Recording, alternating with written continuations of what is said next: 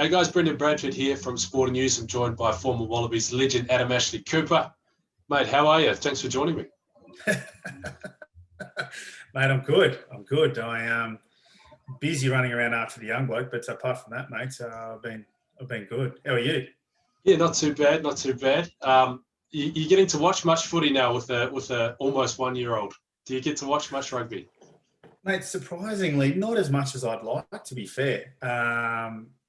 Because that transition from not having a kid to having a kid, and then juggling and starting to understand and get a feel for you don't really get much time to yourself these days. It's been challenging, but look, at the end of the day, you can always record it. That's the beauty of technology these days. You can record and go back and review. So I've had my fair share of footy. What did you make of the Wallabies' performance on the weekend? Bit of a shock to the system, I suppose. Yeah, I think it was a bit of a shock. But look, I mean, I'm just disappointed for the guys. I mean, I know they wanted to go out there and perform really well. I thought they did pretty well in the first two tests over in New Zealand, particularly with the first one being a draw. Off the back of not spending too much time together, new coaching staff. I'm sure it's a new system that they're getting their heads around. New combinations, new players, a lot of young players coming into the mix. And I thought they performed reasonably well over there. So I was looking forward for them to face the All Blacks here and in our backyard. But surprisingly, they didn't perform as well as we would have liked them to. But they'd be really disappointed. I'm disappointed for them. I can't wait for them to respond this week and go out and put in a better performance at Suncorp. Was it a matter of, in your mind, was it a matter of just a little bit of inexperience? Obviously, debutants right across the back line especially. I think regardless of the experience levels, when you aren't as accurate as you need to be in Test football, a team like the All Blacks, who are the best in the world, are going to expose and punish you. So I just think that certain skills, certain decisions in the game, they weren't accurate in Test football. International football, you can't afford to give opposition, the slightest bit. And unfortunately, on the weekend, there was too many of them, too many errors, and you gave the All Blacks too much ball. So I think they'll learn from that this weekend and hopefully hold on to the pill this test coming up. And you would have either played alongside or at least know a lot of the guys in that squad, not too far removed from your playing career. How will the guys like more experienced guys like a Michael Hooper and maybe the younger guys like Ara Simone, how will they be dealing with this week? Well, I think they've got absolutely nothing to lose. And I think that's a great attitude to kind of take into the All Blacks, particularly in it's going to be their last encounter against them in the Bledisloe. So I think Hoops will be driving mindsets around just turning up with a really good attitude, a really competitive attitude, and just the attitude that to go out there and just never give up and just keep firing shots. So I'd expect that Hoops will be driving those mindsets, and then obviously young blokes are just taking that advice on from the senior players and making sure they go out there and show the character that's needed to play in a gold jersey. It seems like, and not just now, but over the last sort of decade or so, it seems as though the Wallabies have put their best performances in against the All Blacks when they play with nothing to lose, when maybe not so much is expected of them. And I think we saw that in game 1 and then games 2 and 3 this series, when the pressure comes on, when the expectation comes on, that's when hiccups or inaccuracies start to come to the game. Is that fair? Is that what you see? Mate, I think that's fair. I mean, because the history and the results prove that. Off the back of this year, off the back of the first 3 tests, for me, I would expect a better performance. One, yes, because now that I guess the result's done, they can just go out there without the expectation or I guess the pressure of a Bledisloe on their shoulders. I think they can just go out there and be themselves, perform the way they want to. But also, they've also spent some time together now. They've played 3 tests against the best team in the world. So I think there'll be a little bit more cohesion. I'd expect a little bit more continuity in their play. And I think the partnerships and combinations will just be that little bit tighter. And that makes a big difference in Test football. I think previously, looking back, the Wallabies have always played their best tests towards the end of a season. And the more they can play together, I guess, I don't know, the more familiar they are with each other. Because if you look at it, they didn't really get to play too much football this year. It was a disrupted season in the Super Rugby. Yeah, I mean, the Australian provincial teams got to play each other in a nice little Super Rugby competition there. But I think it's been a little bit tough because, like I mentioned earlier before, we've had a new coach come in. He's brought in new assistant coaches. He's applying a new program, new systems, and he selected a lot of younger players who, for me, have a lot of potential and who are really exciting. It's just that, you've got to kind of weather the I guess the bumpy road in a way where you're going to get some errors along the way. You're going to get some unfamiliarity around partnerships and combinations and play. And I think the boys have just got to stay on the job. And like I said before, not give up, which I'm sure they won't. And then just start to build some confidence, build some play, build some momentum, because momentum's everything. So I'd like to see that this weekend. We heard Dave Rennie say, we're 3 games in, and he did mention the sort of 4-year World Cup cycle as well, which I think he copped a little bit of criticism for. But, from your perspective, would you like him to stick with some of these young guys rather than, in the past there may have been a tendency to revert to what you knew or to some older players? Would you like to see them stick with these young guys at the moment? Yeah, absolutely. Look, I mean, it may cost him a fair bit of criticism, like he's copping at the moment in the short term. But I think 3 or 4 years down the track, when we're competing in that 2023 World Cup in France, I think it's going to be all worth it. So, look, at the end of the day, when the national team loses, everyone cops it. And I'm sure that everyone has a fair bit to say in how the Wallabies should play, who should be playing. But so, look, I mean, I think they're doing a good job. I trust Dave Rennie. I trust his system. I trust the process that he's applying with the Wallaby squad at the moment. And no doubt we're going to see better results, coming down the track. Can you remember, any instances or, post-match fallouts or tournament fallouts from your career that, you're sort of sitting there thinking, geez, come on, like, it's a game of footy, not the end of the world? Well, that's it. I mean, like, I think I took that approach after every big loss. It's, like, I think, which it is at the end of the day, but also I think it's important to understand that the game and the Wallabies and players representing their country means a lot to the support base. I just encourage our supporters and our fans, the Wallaby fans, just to stay positive and stay loyal, stay with the group, stay with us.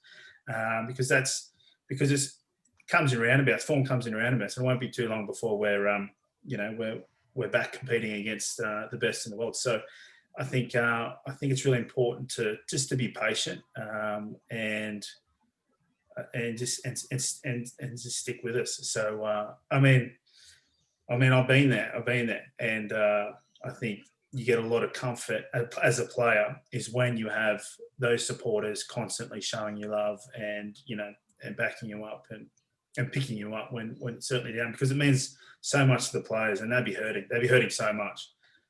They're the results they don't want. So they're going to do everything to turn it around. So just got to get with them. And you mentioned a couple of probably tough debuts for a couple of guys on the weekend, but I'll take you back to your Test debut.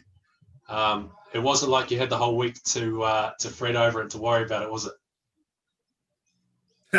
No, I had a couple of minutes in the making my way down from halfway seats at Subiaco over to the change room to put a jersey on. Lucky I took my boots that night. So, I mean, it's probably the best prep I could have asked for, just kind of just throwing straight in with a couple of minutes to spare. Not too much time to think about it, but that was a long time ago. But I mean, as a young guy, for me, kind of playing Test football, it's a real challenge. Understanding how competitive you need to be at that level, just how much it changes from Super Rugby to Test level. There's a huge step up. The intensity changes, the speed of it, the skill sets, and find your rhythm in that arena. And I think that's just happening now. So, I mean, I'm really excited. Like I said before, I'm really excited about the youth of Australian rugby, all these young blokes who've competed really well at the under-20s World Cups, who've competed really well in Super Rugby, are now getting their chance. They've just got to find their rhythm. And once they find their rhythm and their confidence, they'll be fine. Just to take you back to your debut one more time, is it true that you'd already had a couple of pies and a beer when you got the call up? Mate, every time I tell the story, I had a pie and a beer. So I think I'm up to about half a dozen. I'm up to about a dozen beers now. But yeah, look, no, I was certainly enjoying one in the stands, but I didn't finish it, thank God. Probably helped with the nerves too. Yeah. I think it was only a mid-strength anyway. What was the situation? Back in the day, you go on. I was just going to say back in the day, that's play on. Like no one really had too much to say about having a beer before the game. That's fine. Still happens in France anyway. And what was the situation that day? Were you squad member just in the ground? Had you played earlier in the day? What was the situation? Mate, I wasn't even a squad member. I was just an absolute blow-in. I was playing club football at the time, and I was basically travelling down I think it's the F3 or the M1. I'm not too sure what the freeway's called at the moment. From the Central Coast to Sydney, I was playing with my local rugby club, Norse, and I copped I got a phone call from Eddie Jones at the time. It was a Thursday night, and he just said basically, look, he wanted me to fly over to Perth for the weekend to come over and I guess be a part of the squad or just watch the squad, observe and learn and just see how preparation. What a preparation's like in the lead up to a test match. So he flew me over, which I was absolutely pretty stoked with, and put me up at a nice hotel in Perth, and I got to watch the guys train on a Friday, captain's run, and then I got on the bus to the team bus out to Perth and watched them prepare in the warm up before they took on South Africa. But unfortunately for Elton Flatley, he copped a bit of a head knock in the warm up. Which fortunately gave me an opportunity to make my test debut and become Wallaby number 800. So that's kind of how it all went down. I wasn't part of the squad at all. I was playing club football at the time, so I've gone from club to playing test footy, which is was quite a step up. And what was the game like? What are your memories of it? Well, I mean, I remember not watching too much game because I spent 78 minutes on the bench talking to Chris Whittaker, who was a reserve 9 at the time. Basically talking to him about the plays, just in case I got on. I needed to understand the shape that the boys were playing. I had no idea of the menu, so I had no understanding the calls or anything, the way we were playing. So I was kind of trying to get my head around that. He did a pretty good job. And then also I spent the majority of the time warming up too, because I've just come from the bleachers, the nosebleeds. And I had a 4 and 20 traveller sitting in my gut. So I spent a good majority of the time warming up, and then 2 minutes to go, Clyde Rathbone cops a bit of a cork, and he's getting carried off the field, and he kind of looks at me and gives me a little bit of a wink. And so here I am running onto the field without a number on my back, because I guess they weren't expecting me to play at all. And I came on to become Wallaby number 800 and played 2 minutes. I made half a break. Offloaded to Percy Montgomery, which wasn't great. But look, we lost that night. But it's a night I'll never forget, that's for sure. And in terms of playing, I know obviously you finished up mostly. I think you were supposed to go over to the US this year before COVID. What's the situation? And I'm still undecided. I haven't retired officially. I mean, I thought that my last game was this time last year. I played 2 halves of football in a total of 80 minutes in the Rugby World Cup up in Japan. And I thought I was done, and I was enjoying post-career time with the family, time with mates, socially, as you can imagine. And I got a call from a mate who has had a team over in the States, and he asked me and basically convinced me to play one more season, which I kind of agreed to. And I was kind of preparing to head over to Austin, Texas to play over there. But unfortunately, COVID came and killed those plans. So I guess I've just been in a bit of a holding pattern. I'm in between opportunities at the moment. But it's been nice because, like I said, we just welcomed our first son into the world last November. So even though I haven't had an opportunity to play football or do much else, I've got my head around becoming a father, which has been good because I've had that quality time with the young guy and the family this year, which has been really good. So certainly enjoyed that. But I guess to answer your question, I'm still unsure on what I'm doing next year. We'll have to wait and see on what comes about. I'm sure there's a few conversations to have over the next couple of weeks. Nice one. Well, it'd be good to see you back out there anyway. But yeah, well, yeah, I mean, yeah, it won't be. I'm not sure how successful it will be. Now, I am 36, so I mean, I've got to be realistic about some expectations, but I'll give it a crack anyway. Awesome. Adam Ashley-Cooper, cheers for joining me, talking some rugby and some wine as well. Cheers, mate. No problem.